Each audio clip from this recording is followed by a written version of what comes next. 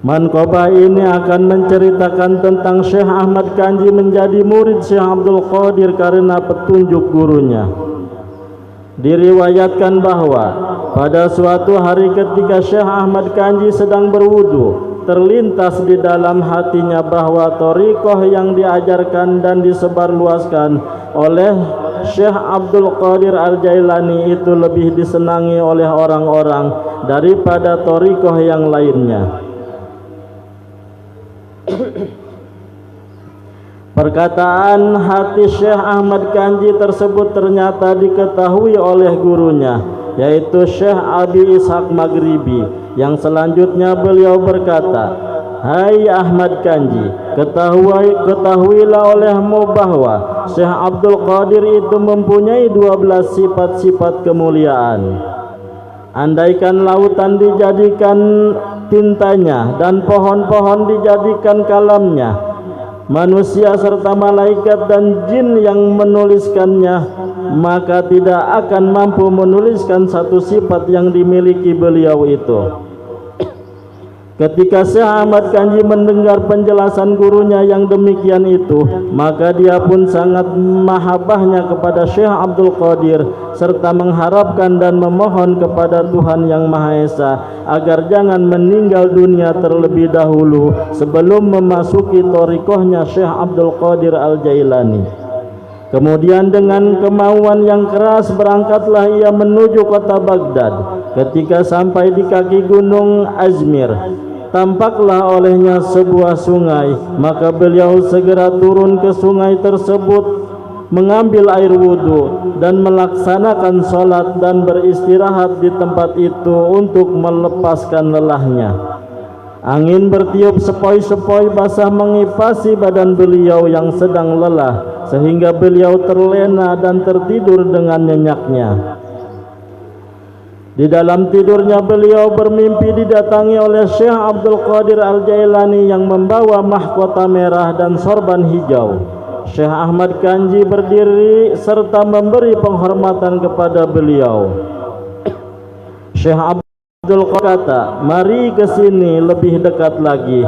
Maka Syekh Ahmad Kanji mendekati beliau, kemudian mahkota merah dan sorban hijau tadi dipakaikannya di atas kepala Syekh Ahmad Kanji seraya berkata, "Wahai Ahmad Kanji, mulai sekarang engkau sudah menjadi muridku dan menjadi anakku dan menjadi rijalullah atau pahlawan Allah."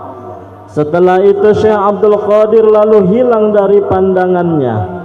Ketika Syekh Ahmad Kanji terbangun dari tidurnya, ternyata mahkota merah beserta sorban hijau tadi masih berada di atas kepalanya. Syekh Ahmad Kanji segera bersujud syukur atas nikmat Allah yang telah diterimanya. Kemudian Syekh Ahmad Kanji pulang kembali kepada gurunya sambil memperlihatkan mahkota merah dan sorban hijau, hadiah dari Syekh Abdul Qadir, dan menceritakan tentang semua peristiwa yang telah dialaminya. Gurunya berkata, "Wahai Ahmad Kanji, mahkota dan sorban ini adalah merupakan suatu kemuliaan dan keberkahan bagimu, menandakan bahwa engkau sangat dikasihi oleh Syekh Abdul Qadir dan mulai sekarang engkau sudah menjadi seorang wali yang utama."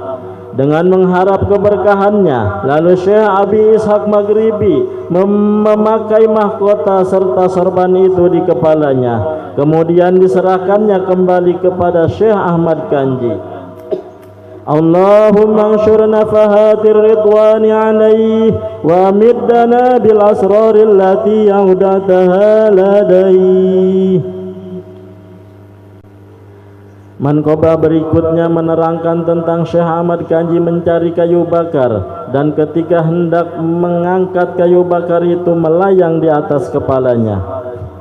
Syekh Ahmad Kanji pekerjaannya adalah mencari kayu bakar untuk memasak roti bagi para fakir miskin. Setelah mengenakan mahkota dari Syekh Abdul Qadir, gurunya berkata, sekarang engkau tidak layak mencari kayu bakar, sebab kepalamu sudah dimahkotai dengan mahkota yang mulia. Namun demikian Syekh Ahmad Kanji memohon izin dari gurunya untuk mencari kayu bakar. Ujar gurunya, kalau memang kehendakmu demikian, silahkan saja kau laksanakan. Selanjutnya Syekh Ahmad Kanji segera berangkat ke gunung mengumpulkan kayu bakar dan diikat. Waktu akan diangkat ke atas kepalanya, kayu bakar itu melayang di atas kepala Syekh Ahmad Kanji kira-kira sehasta dari kepalanya. Kemudian Syekh Ahmad Kanji pulang kepada gurunya, sedangkan kayu bakar tersebut terus melayang di atas kepalanya mengikuti beliau.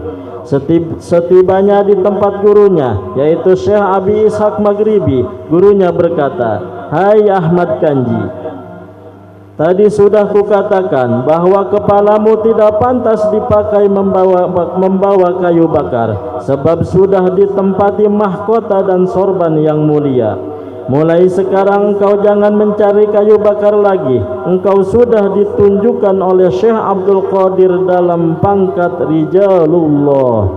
Allahumma anshurna fahatir ridwani alaihi wa middana bil asraril lati audataha ladaihi."